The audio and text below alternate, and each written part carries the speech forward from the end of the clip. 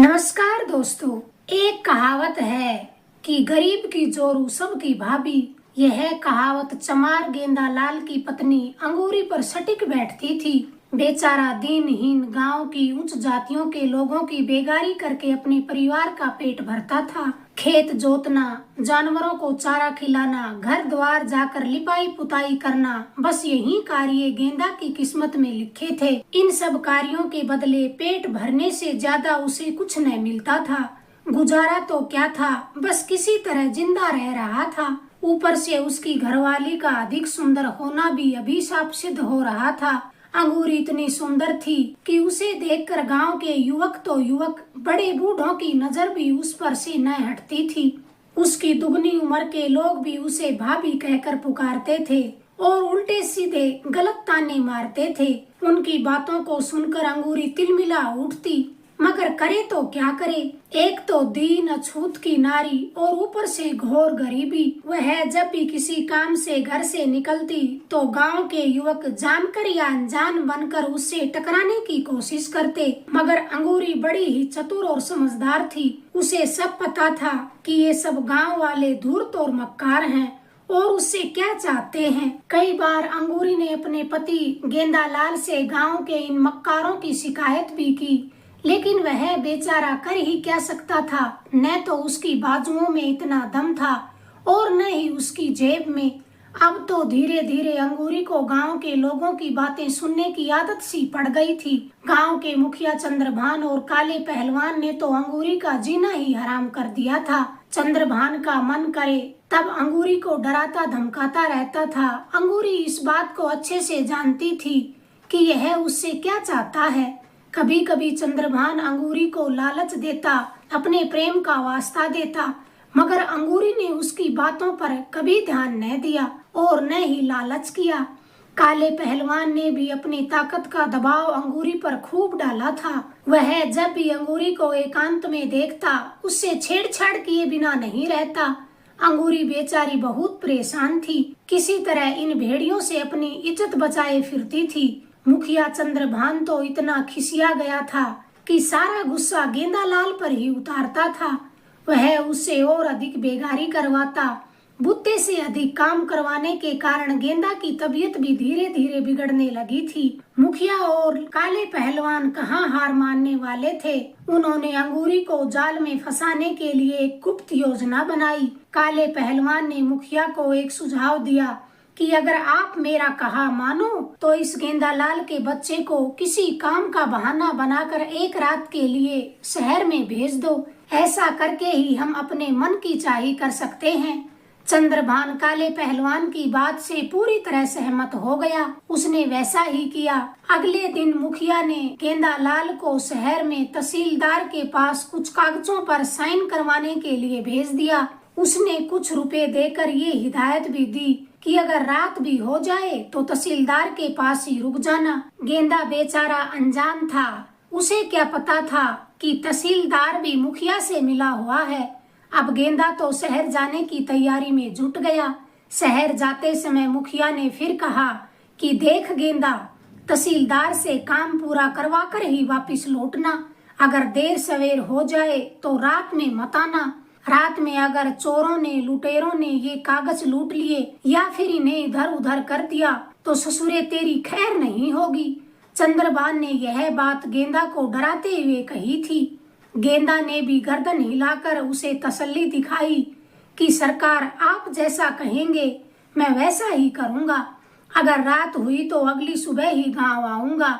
अब मुखिया चंद्रभान गेंदा की ओर से निश्चित हो गया। गेंदा के शहर जाते ही काला पहलवान चंद्रभान से मिलने उसके घर पहुंचा। दोनों बड़े खुश हुए कि आज की रात उनकी इच्छा जरूर पूरी होगी। चंद्रभान ने काले से कहा कि आज की रात ही अंगूरी को उसी के घर में धर दबोचेंगे। काले ने मुखिया की हाँ में हाँ मिलाते हुए कहा कि ठीक है मुखिया जी, मैं सही समय पर पहुंच जाऊंगा। उधर समझदार अंगूरी उनकी इस योजना को अच्छे से ताड़ गई थी।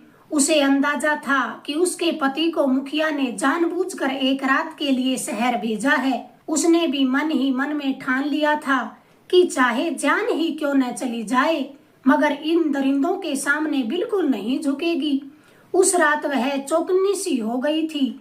जरा भी घर में खटका होता वह होशियार हो जाती। जब चंद्रभान और मुखिया मौका देखकर अंगूरी के घर वाली गली में घुसे तो मोहल्ले का कुत्ता शेरा रह रहकर भौंकने लगा। वे दोनों इस कुत्ते से परेशान से हो गए। कुत्ते के रहते उन्हें लोगों के जागने और उसके काटने का भी डर सता रहा था। आखिर मुखिया ने खिसियाते हुए काले पहलवान से कहा, काले, पहले तो इस हरामजादे कुत्ते को ठिकाने पर लगाना पड़ेगा। इसने तो भौंक भौंक कर सारा गांव सोते से जगा दिया। काले ने हाँ में सिर हिलाया।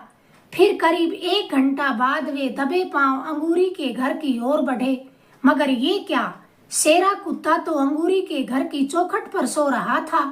मुखिया ने काले को मौन इशारे में कुछ कहा तो काले पहलवान को भी समझ में आ गया कि उसे क्या करना है। वह चुपके चुपके शेरा के करीब पहुंचा और पूरी ताकत से अपनी लाठी घुमाते हुए सोते हुए शेरा के सिर पर दे मारी। शेरा वहीं ढेर हो गया। अब उनका काम और आसान हो गया। अंगूरी के घर के किवाड़ तो नाम मात्र के ही थे। वे चाहते तो एक धक्के में किवाड़ को गिरा सकते थे, मगर उन्होंने ऐसा न किया। मुखिया दीवार का सहारा लेते हुए अंगूरी के घर में नीचे कूद गया। काला पहलवान लाठी लिए बाहर ही खड़ा रहा। घर में किसी के कूदने की आहट सुनकर अंगूरी सावधान सी हो गई और लेटे से उठकर बैठ गई। आले में रखे दिए की रोशनी में अंगूरी ने मुखिया चंद्रभान को साफ साफ देख लिया था।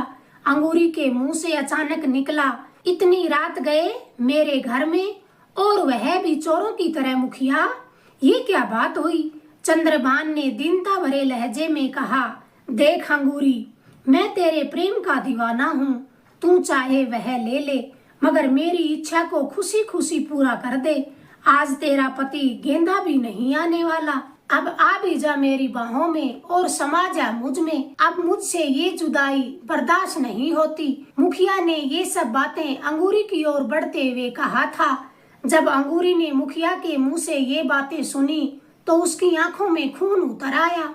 उसकी आंखें अंगारों की तरह धधकने लगी, मानो उसकी आंखें मुखिया को जलाकर राख कर देंगी। अंगूरी चीखते हुए कहने लगी, ठहर बदजात बेहया, दूसरे की बहन बेटियों पर बुरी नजर रखने वाले, अभी निकल घर से बाहर। ऊपर से अपने आप को गांव का मुखिया समझता है। अरे गांव वालों ने तुझ पर यकीन करके मुखिया चुना है और तू इस नीच हरकत पर उतर आया। कम से कम मुखिया की कुर्सी का तो मान रख। मुखिया बोला, अंगूरी तू बड़ी नासमझ है। अरे मैं तुझ पर अपनी जान देता हूँ। अंगूरी बोली, अरे मुखिया कुछ तो उम्र की लाज रखो। मेरी उम्र की तेरी बेटी है। आखिरी बार कह रही हूँ, अगर तूने मुझे हाथ भी लगाया तो तेरा खून पी जाऊंगी। मुखिया को यह सपने में भी भरोसा नहीं था कि अंगूरी उसके साथ ऐसा कुछ करेगी। उसे भरोसा ही नहीं हो रहा था कि कोई गरीब अछूत महिला उसे इस तरह लताड़ सकती है। अंत में गुस्से में आकर वह अंगूरी पर झपट पड़ा और उसकी साड़ी का पल्लू पकड़कर खींचने लगा। अंगूरी समझ गई कि मुखिया अब अपनी नीचता पर उतर आया है। तभी उसने मुखिया को जोर से एक धक्का दिया, जिसके कारण मुखिया एक तरफ जा गिरा। फिर ऊपर से मुखिया के पेट पर लात भी दे मारी। लात पड़ते ही मुखिया दर्द से तड़फ उठा। अंगूरी तुरंत चौके की ओर लपकी। चौके में रखा हंसिया अब उसके हाथ में आ गया था।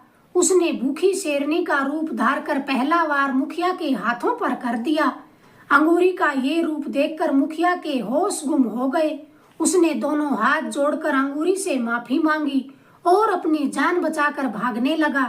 वह गिड़गिड़ाते हुए भागने लगा और कहने लगा, अरे अंगूरी मुझे माफ कर दे। आज के बाद मैं तो क्या, इस गांव का कोई भी तुझे गंदी नजर से नहीं देख पाएगा। अंगूरी ने फिर उसके पीछे पीछे भागते हुए कहा, अभी निकल जा मेरे घर से। थोड़ी भी देर लगाई या मुझे कुछ शिक्षा देने की कोशिश की तो मैं तेरी अंतड़ियां निकाल कर बाहर रख दूंगी। मैं अंगूरी हूँ अंगूरी। मुखिया थर थर कांपता उठता पड़ता दरवाजा खोलकर भागा। मुखिया की हालत देखी तो काले पहलवान ने कहा, क्या हुआ मुखिया जी, यूं कैसे भागे चले जा रहे हो? मुखिया ने अपने खून से रंगे हाथ काले को दिखाते हुए कहा, अपनी खैर चाहते हो तो तुरंत यहाँ से भाग लो। मुखिया की हालत और उसकी बात सुनी तो काले की हवा भी गुम हो गई। वह भी सिर पर पैर रखकर वहां से भाग खड़ा हुआ। उधर अंगूरी ने राहत की सांस तो ली, मगर मरे हुए कुत्ते को देखा तो बेचैन होकर कहने लगी, अरे कुत्तो, तुमने इस बेजुबान को मारकर अच्छा नहीं किया, तुम्हारे शरीर में कीड़े पड़ेंगे। अगर आपको ये कहानी पसंद आई, प्लीज चैनल को लाइक करें, शेयर करें, सब्सक्राइब करें। धन्यवाद दोस्तों।